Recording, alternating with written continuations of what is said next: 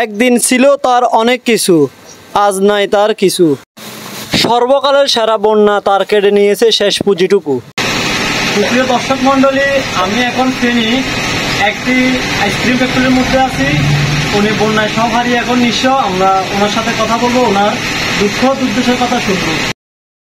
আপু ভাইয়া, আপনি এই বন্যাকালীন সময় আপনার এখানে পানি কতটুকু ছিল? পানি গলা তালে গেছিল। করা দাঁড়াক ছিল। কত টাকার মাল ছিল আপনার এই ফ্যাক্টরি? আমার এখানে প্রায় 1.5 লাখ টাকার মাল ছিল। 1.5 লাখ টাকার মাল ছিল। তো এখন আপনি মাল কতটুকু পৌঁছে যাচ্ছেন? আমার কেমিক্যাল শুদ্ধে অন্তত 2 লাখ টাকা, মানে আইসক্রিমে কেমিক্যাল শুদ্ধে 2 লাখ টাকা ধরা হয়েছে। 2 লাখ টাকা গেছে। ঋণ কত ছিল? আমার ঋণ ছিল আপনার 3 লাখ টাকা এখন ঋণ আছে বর্তমানে। এগুলো এখন আপনি কিভাবে পরিশোধ করবেন? আপনার তো এখন সবারই নিঃস্ব। এগুলো এখন আমি অনেক কষ্ট হয়ে যায়। আমি এখন কিস্তি মিস্তি চালাইতে আমার খুবই কষ্ট হয়। আমি নিজে চলতে অনেক কষ্ট হয়।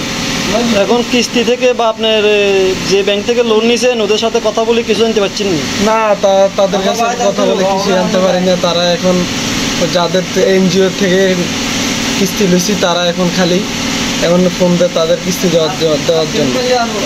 এখন আপনার এখন কি অবস্থাতে আছেন আপনি? না, এখন মোটামুটি খুব ভালো অবস্থা হয় না। এখন আমার পরিস্থিতি অনেক খারাপ। আমি ব্যবসা বাণিজ্য করতে পারি না, আমার সব কিছু নিঃস্ব হয়ে গেছে।